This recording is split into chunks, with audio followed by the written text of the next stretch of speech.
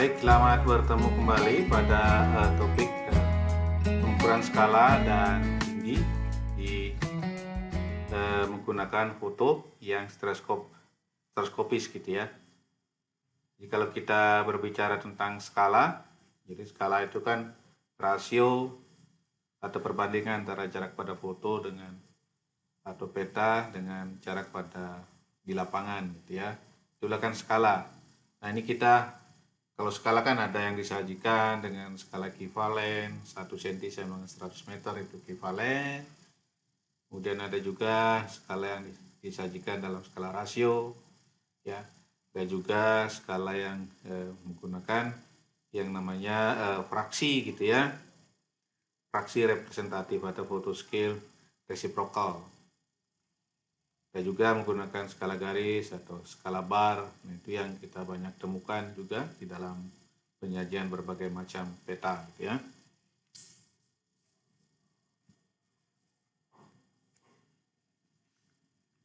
Nah, kalau skala peta tentu saja karena peta itu kan adalah proyeksinya ortogonal, maka pasti skala pada setiap tempat di foto itu, di peta itu kan sama karena dia mempunyai proyeksi ortogonal atau sejajar.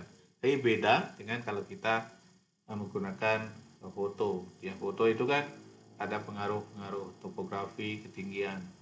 Ya. Nah, ini kalau kita berikan ilustrasi, ya, kalau pada peta dia ortogonal. Jadi semua objek-objek yang secara horizontal jaraknya sama dipetakan dalam suatu bidang datar dulu. Nah, setelah bidang datar baru dilakukan perkecilan. Itu yang disebut dengan faktor skala. Jadi faktor skala di sini misalnya berapa rasio skalanya, ini makanya AB dibagi dengan AB besar akan sama dengan CD kecil dengan CD besar. EF kecil dengan EF besar. Itu kalau skala peta karena proyeksinya semuanya ortogonal. Ya. Beda dengan kalau pada foto udara. Foto udara ingat, dia mempunyai proyeksi yang perspektif karena dia direkam menggunakan kamera. Jadi dia menggunakan proyeksi lensa. Nah, kalau proyeksi perspektif kan proyeksinya adalah proyeksi lensa sentral, ya, dan berpusat pada titik fokus lensanya di sini. Jadi kalau kita melihat foto seperti ini, maka akan ada variasi dari skala di sini. Mari kita lihat di sini, ya, yang kita sajikan di dalam foto kita misalnya kita temukan 1:20.000 itu adalah skala rata-rata. Jadi skala rata-rata dari datum, ya. Misalnya yang ada pada datum inilah titik C dan D. Tapi kalau yang ada di atas datum, dia pasti akan mempunyai skala yang lebih besar. Yang di bawah datum dia akan mempunyai skala yang lebih kecil, ya. Jadi skala di A sama dengan di B, di situ, ya. Ini yang di CD ini adalah skala datum dan di EF ini adalah skalanya paling besar. Jadi kalau skala itu kalau mengikuti persamaan trigonometri, ya. Jadi panjang fokus dibagi dengan ketinggian jarak dari fokus ke ketinggian tempat tersebut, ya. Itulah rasio dari skala, ya. Kita lihat di sini. Jadi skala di A akan demikian diperoleh, ya. Jadi fokus dibagi dengan H0 dikurangi HA. Kalau di C fokus dibagi dengan H0 kurangi H datum. Demikian juga D akan di E dan F juga akan berbeda, ya. Ini di E dan F juga akan berbeda. Jadi dalam foto udara dalam foto dalam skala di dalam gambar yang direkam menggunakan lensa, maka dia akan menghasilkan skala rata-rata. Jadi skala dari sebagian besar yang ada di daerah tersebut yang ini direpresentasikan dengan datum, ya. Jadi skala rata-ratanya begini, jadi H0 di F panjang fokus dibagi dengan H0 dikurangi dengan ketinggian rata-rata. Jadi kalau misalnya di sini area sebuah area difoto dengan kamera panjang fokusnya 150 mili gitu ya. Datumnya punya ketinggian rata-rata 200 gitu ya misalnya mdpl. Nah, tinggi terbang dari 0 ke datumnya itu misalnya 3000. Jadi akan menghasilkan skala 1:20.000 ya. Nah, jadi ini skala di C karena dia menggunakan datum ya. Ketinggian dari H0-nya kan 3200 ya. Dikurangi 200. Jadi ketinggian dari datum itu adalah 3000. Akan beda di skala EF, itu akan punya skala yang lebih besar. Ya. Jadi dia pada ketinggian 350 dia punya skala 19.000 ya. Ya. Demikian juga di A dan B ya, mempunyai skala yang lebih kecil ya. Itu skala. Nah, kalau untuk mendapatkan skala yang sama misalnya terbangnya diturunkan dengan mengurangi panjang fokus ya. Kalau panjang fokusnya dipakai 75, jadi dia tinggi terbangnya digunakan misalnya dari datumnya itu adalah 1500, maka akan tetap skala datumnya akan tetap mendapatkan 1:20.000, tapi variasi skala yang akan menjadi lebih tinggi. Jadi skala di E dan F akan jauh lebih besar, dan skala yang di ini juga variasinya akan menjadi lebih tinggi di A dan B. Mari kita lihat ya, pada fokus 75 ya, jadi di A itu akan menjadi skalanya menjadi 1:22.000, A dan B itu 22.000, di datumnya tetap 1:20.000 ya. Sedangkan di EF-nya ini akan menjadi skalanya 1:18.000.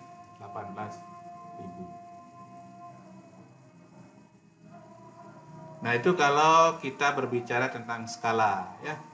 Nah, melanjutkan pembicaraan tadi yang terkait dengan paralaks. Nah, dan biasanya paralaks itu sangat berguna untuk mengetahui tinggi dan beda tinggi. Nah, mari kita aplikasinya di bidang kehutanan, kita akan mencoba bagaimana mengukur tinggi gitu ya. Tinggi dengan menggunakan citra yang resolusi tinggi, foto udara. Nah, jadi ada umumnya menggunakan 3 metode, bayangan, displacement gitu ya, dan juga metode paralaks. Mari kita mulai dengan metode bayangan. Nah, metode bayangan ini hanya menggunakan sebuah foto saja, hanya sebatas pada foto-foto yang ada bayangannya ya, objek yang ada bayangannya maksud saya. Nah, memang jarang digunakan karena kita sulit mencari objek yang ada bayangannya. Dan juga yang paling sulit adalah kita menentukan sudut matahari, yang paling penting gitu ya. Nah, sementara sudut matahari akan repot kecuali kita membuat mencari atlas matahari. Kita bisa peroleh sudut matahari sekarang. Nah, ini pendekatannya sederhana saja, jadi menggunakan sudut datang matahari gitu ya. Sudut datang mataharinya alfa, maka kan kalau tangen alfa itu kan berarti H dibagi dengan B, maka kita bisa menghitung tinggi pohon adalah H, adalah panjang bayangan dikali dengan tangen alfa kali faktor skala. Itu mudah ya, itu mudah kita peroleh. Nah, ini ya, konsepnya sederhana, hanya saja itu berlaku bagi data yang datar kan. Nah, ini di bagian atas ini asumsinya daerahnya datar, tapi kalau areanya ada slope, ada kemiringan. Nah, kalau kemiringannya bayangannya mataharinya ada di belakang pohon, maka bayangannya akan lebih panjang ya jika itu menuruni lereng bayangannya. Tapi kalau bayangannya seperti yang di bawah ini menaiki lereng, maka bayangannya akan menjadi lebih pendek dibandingkan dengan yang datar. Nah, maka perlu ada koreksi panjang bayangan ya. Jadi contohnya misalnya yang bagian yang kedua ini. Yang kedua ini kita hitung dulu alfanya, tangan alfanya. Sudut datang matahari dari yang garis horizontal ini berarti H plus H1, sini H plus H1 dibagi dengan B1. Ini kan proyeksinya di sini. Nah, kemudian kita akan mendapatkan H itu sama dengan B1 kali tangan alfa dikurangi H1. Demikian juga kita menghitung betanya, sudut slope-nya. Cos beta kan B1 dibagi B. Nah, kemudian kita mendapatkan B1 sama dengan B kali cos beta. Dengan melakukan substitusi tangan beta kita hitung lagi H1 berbagi dengan B1, maka kita mendapatkan H1 ya sama dengan tangan beta kali B1. Nah, dengan mensubstitusi ini maka kita akan mendapatkan ya. Jadi H kita ingat lagi sama dengan B1 tangan alfa dikurangi H1 ya. Nanti maka kita bisa mendapatkan nanti ini disubstitusi kita dengan H1 kitanya substitusi, maka kita akan mendapatkan H sama dengan B kali kosinus beta dikali dengan tangan alfa dikurangi tangan beta. Nah, kalau ini adalah masih di foto, maka yang realnya adalah kali faktor skala. Nah, ini kalau bayangan nurun lereng ini minus tandanya. Ya, tapi kalau bayangannya mendaki lereng, maka akan menjadi terbalik, jadi plus bayangannya. Rumusnya ya. Nah, itulah pendekatan dengan metode bayangan untuk daerah yang tidak datar, yang bayangannya menurun lereng, itu tanda tangan alfanya dikurangi tangan beta. Ya, kalau yang mendaki lereng adalah tangan alfanya ditambahkan dengan tangan beta. Ya. Nah, kalau sudut matahari ya bisa dilakukan dengan cara mencari objek-objek yang yang objek itu sendiri menutupi bayangannya. Ini akan perlu usaha ya. Karena kita asumsikan kan sudut datang matahari karena dia jaraknya sangat jauh, maka dia asumsikan kan sejajar ya. Maka kita mencari dari jarak T ini ke nadir. Tn ini kita cari.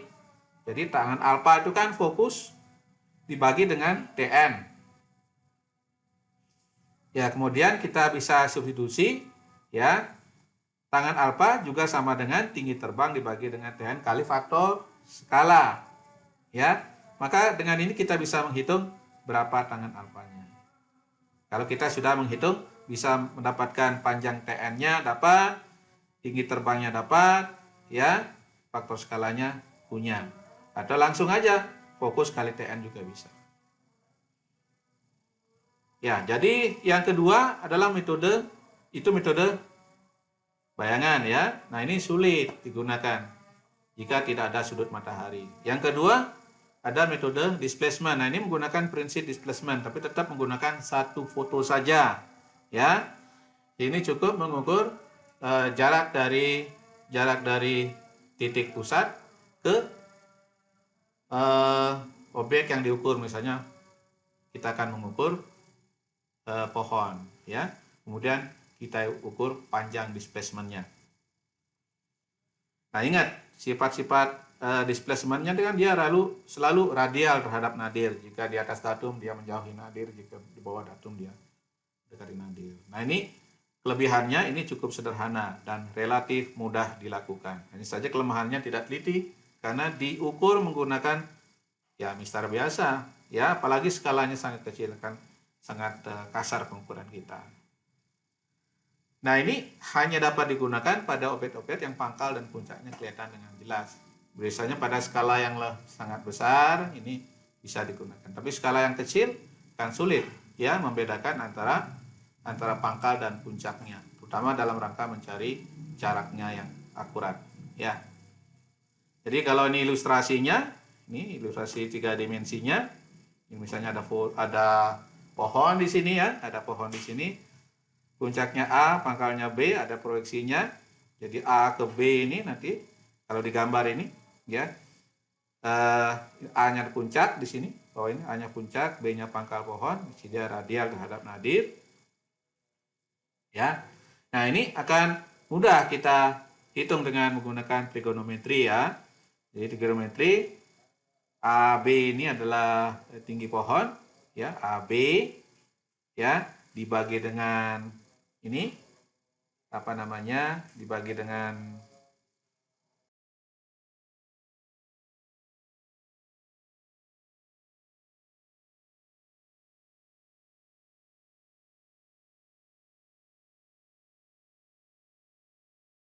rasiokan antara H ya, jadi H kecil ya, tinggi pohon ya, dibagi dengan tinggi terbang, ulang ini, tinggi pohon, tinggi terbang akan sama dengan A aksen dari B sama dengan panjang ini. ya, radiusnya ini. Gitu ya. Nah, ini juga akan sama dengan perbandingan antara BA dengan OA. Nah, BA itu adalah displacement-nya. Ya, OA itu adalah R-nya. Ya. Nah, jadi kita akan mudah mendapatkan tinggi pohon sama dengan displacement dibagi dengan jari-jarinya kali HT, itulah displacement. Metode displacement. Ya. Nah, jadi hanya dengan menggunakan satu foto saja kita bisa mendapatkan ukuran tinggi dari objek. Nah, ini juga hanya bisa digunakan pada skala-skala yang besar. Jadi ingat, sifat-sifat displacement itu radial terhadap nadir berbanding lurus dengan jarak. Kalau semakin jauh dengan nadir, dia akan semakin besar displacement-nya. Jadi hanya bisa pada foto pohon-pohon yang jauh dari nadir. Karena di nadir dia tidak ada displacement. Ya. Demikian juga objek yang di atas datum proyeksikan menjauhi nadir, yang di bawah datum mendekati nadir. Ya.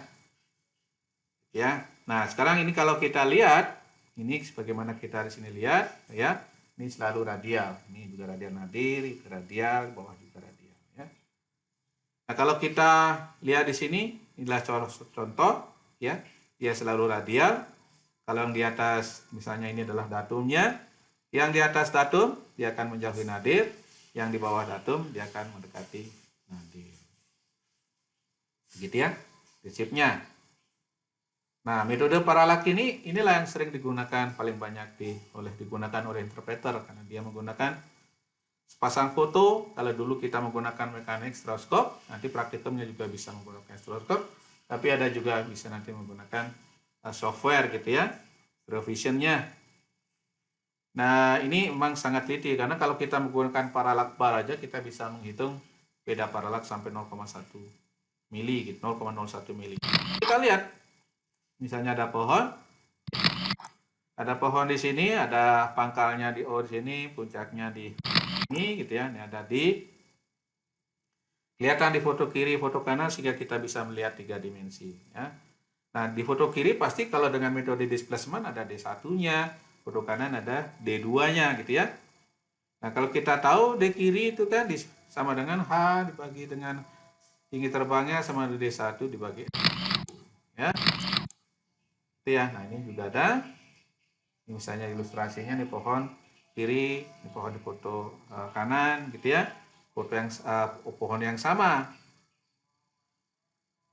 Nah, di pohon kanan juga begitu rumusnya ya. H dibagi HT sama dengan D2 dibagi R2.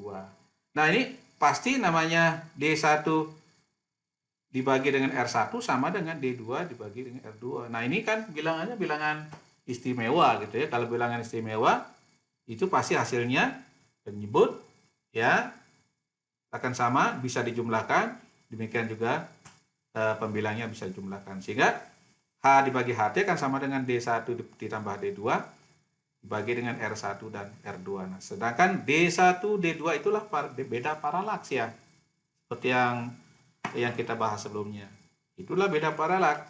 Dan R1, R2 itu adalah paralaks absolut dari objek yang paling tinggi. Jadi paralaks absolut dari titik A-nya sini. Ya. Nah, pangkalnya kan C. Pangkalnya C. Maka kalau dipisah paralaks absolut, jadi kita harus tahu paralaks absolut A itu sama dengan paralaks absolut C pangkalnya dibagi dengan delta, kan gitu ya. Itu prinsipnya. Maka ini rumus ini bisa disederhanakan lagi. H dibagi HT sama dengan delta paralaks dibagi dengan PC plus delta paralaks. Nah, jadi ingat, yang menjadi pedomannya adalah paralaks absolut pangkal. Nah, karena nanti secara umum ini bisa disederhanakan kalau misalnya kita mengukur pohon-pohon yang ada di datum. Jadi P ini adalah paralaks datum. Kalau supaya memudahkan, itu rata-rata dari fotobis kanan dan kiri atau fotobis seluruhnya. Ditambah dengan delta paralaks dari setiap pohon atau kelompok pohon yang Anda ukur. Ya. Dan karena ini juga menggunakan tinggi terbang yang dari rata-rata. Jadi rumus umumnya seperti ini ya. Ini. Nah, demikian. Jadi ada tinggi pohon sama dengan delta paralak dibagi paralak absolut dari rata-rata pangkal pohon bagi delta paralak kali tinggi terbang dari tempat Anda mengukur. Jadi misalnya dari datum atau photobase rata-rata. Ya. Nah, diharapkan ini kalau darahnya bergelombang, kalau variasinya sudah di atas datum tidak melebihi 2%, masih oke, masih dianggap sama. Tapi kalau variasi ketinggiannya sudah lebih dari 2% terhadap datum, maka sebaiknya mengukur datum pangkal paralak absolut pohon yang baru. Ya.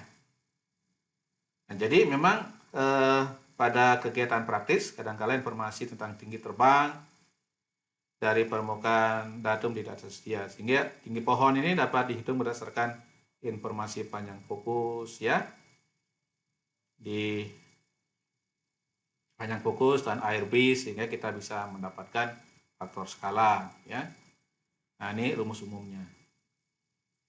Jadi memang yang perlu diperhatikan adalah bagaimana kita mengukur delta paralak dengan menggunakan floating marks-nya yang ada pada parallax meter. Titik apung itu yang akan tampak dalam stereoskopis, dia akan tampak mengapung ya.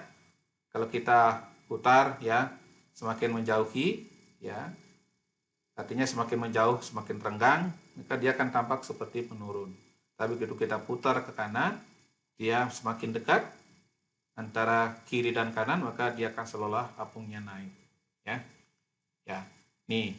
Jadi kalau titik apung kiri kanan itu semakin mendekat, nanti akan kelihatan seperti naik ya.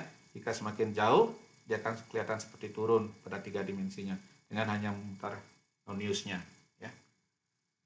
Pengukuran paralak juga bisa menggunakan paralak weight yang berupa transparan. Nah, ini biasanya untuk hard copy saja ya, tapi kalau untuk yang sekarang sudah banyak menggunakan digital, maka itu akan lebih mudah dilakukan ya. Nah, kalau perbedaan seperti tadi, tinggi terbang ini ya, tinggi pohon dengan tinggi terbang ini ya, kalau ada seperti yang saya katakan tadi, jika ada variasi lebih dari 2%, sebaiknya kita akan mengukur ulang ininya ya, paralak absolut dari pangkal pohon masing-masing, dan juga mempertimbangkan ketinggian terbangnya ya. Jadi kalau misalnya kita menghitung H pohon di A, B, dan C, tentu saja akan menghasilkan yang berbeda. Nah, jadi memang metode paralaks ini perlu diperhatikan pada saat kita menyederhanakan rumus, perbedaan tinggi terbang, ada tail ya, ukur paralak absolut yang digunakan. Kemudian kesalahan pengukuran beda paralak itu yang Anda perlu perhatikan. Nah, ini sangat dipengaruhi ya, hasil-hasil ini sangat dipengaruhi oleh ARB yang saya katakan tadi, juga base height ratio-nya yang menyebabkan adanya vertical exaggeration, sehingga bisa terjadi overestimate-nya. Ya, deviasi yang lain ya, misalnya menggunakan pada base height ratio yang kecil ya. Jadi ada deviasi yang terjadi yang lebih besar pada yang base height ratio-nya yang kecil, normal angle, dibandingkan yang wide angle. Nah, ini salah satu variasi skala ya, terjadi kesalahan aplikasi gitu ya, dan menyebabkan perbedaan skala. Perbedaan skala ya akan menyebabkan kita menggunakan apung karena persentase tinggi ya. Lalu base height ratio juga, lalu topografi juga ya.